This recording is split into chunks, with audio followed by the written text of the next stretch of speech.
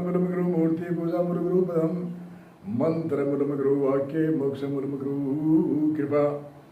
गुरु ब्रह्मा गुरु विष्णु गुरु साक्षात महेश्वर। गुरु तत्व का महत्व ये गुरु गीता के श्लोक है। ध्यान मूलम गुरु मूर्ति पूजा मूल गुरु पदम मंत्र मूलम गुरु वाक्य मोक्ष मूलम गुरु कृपा। गुरु ब्रह्मा गुरु विष्णु गुरु साक्षात महेश्वर। गुरु पारब्रह्म तस्मै श्री गुरवे नमः। अखंड मंडलाकार व्यापक येन चराचरम तत्वदर्शिन तस्मै श्री गुरवे नमः।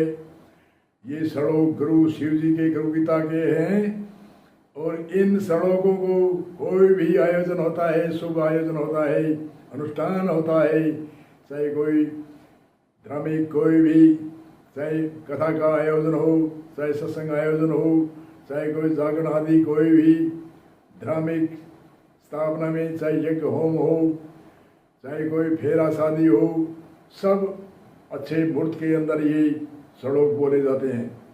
ध्यान मूलम गुरु मूर्ति। इसका अर्थ संत बताते हैं, मेरी कोई हस्ती नहीं, गुरुओं को ज्ञान गुरुओं के अर्पण, तेरा तुझको अर्पण क्या लगे मेरा।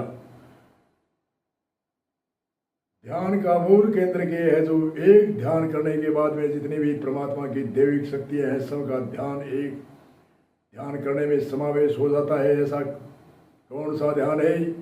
गुरु गीता शिव जी की है। इनका श्लोक ध्यान मूलम गुरु मूर्ति।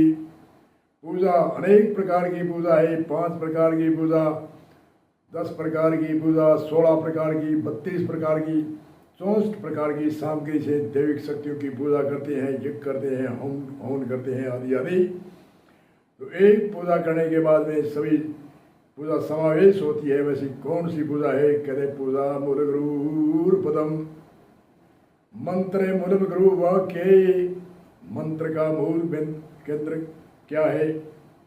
एक मंत्र जपने से सभी मंत्रों की गुरु को जो गुरु ने जो मंत्र दिया है, जो प्रणव मंत्र दिया है, दीक्षा मंत्र दिया है, साधारण 500 मानस 3 प्रकार के मंत्र है। उनमें जो अजप्पा जाप का जो मंत्र दिया है वह मूल मंत्र है।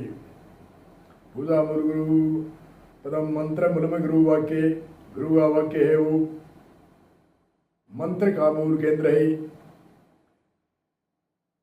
मोक्ष मूलम गुरु कृपा। मोक्ष का हुई या नहीं, इसका प्रमाण क्या है? गुरु की कृपा हो गई तो मोक्ष हो गई। गुरु ऐसी कृपा नहीं करते। गुरु जब ही कृपा करते हैं जब शिष्य का पूरा सेवा का भाव होता है, वह उसके अंतर झिल्ली कुछ भी नहीं रहती है, तभी गुरु मोक्ष की कृपा करते हैं। मोक्ष अनेक प्रकार की है, मुक्ति अनेक प्रकार की है, सालोक समीप स्वरूप संयोजक आदि। कोई विदेह मुगत, कोई जीवन मुक्त, ऐसे अनेक प्रकार की मुक्ति है।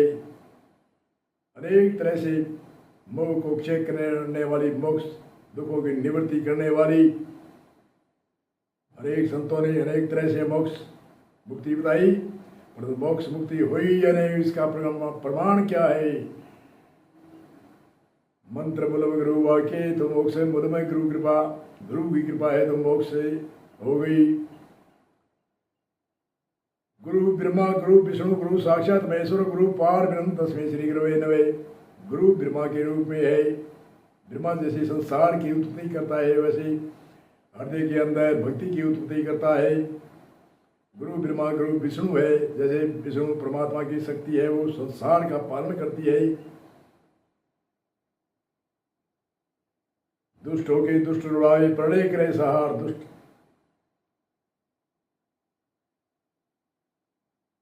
परमात्मा की संहार शक्ति है, वो प्रलय करती है। वैसे दुष्टों का काम क्रोध लोभ मोह अहंकार आदि गुरु तत्व की शक्ति से वे नष्ट होते हैं।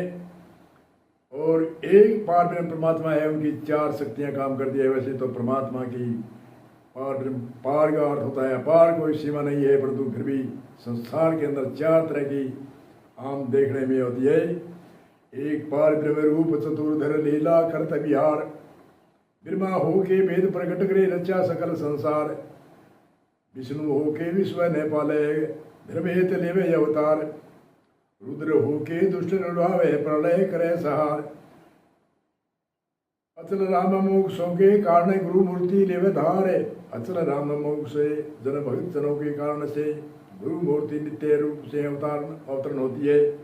ऐसे परमात्मा की चार तरह से शक्तियां काम करती है संसार के अंदर। वैसे तो संसार में सहस्र शक्ति है परमात्मा की, पार ब्रह्म परमात्मा की। ब्रह्म का अर्थ होता है परमात्मा व्यापक है, सच्चित घन आदि ठसाठस घन रूप है, जैसे ठसाठस बाढ़ भर भी छेद नहीं जहाँ ब्रह्म व्यापक न हो। लोग आजकल कहते हैं ब्रह्म की डड़ी मानते हैं, ब्रह्म कह वो तो थक गया, वैसे हो गया वैसे हो गया, जैसी उनकी मर्जी। परंतु गीता में अर्जुन प्रश्न पूछता है, 7 प्रश्नों में पहला प्रश्न है ब्रह्म किसे कहते हैं। कृष्ण जी कहते हैं ब्रह्म सत्य चित आनंद घन को ब्रह्म कहते हैं। सत्य परमात्मा सत्य है, भूत भविष्य वर्तमान 3 काल में कभी नाश नहीं होता, उसको कहते हैं सत्य।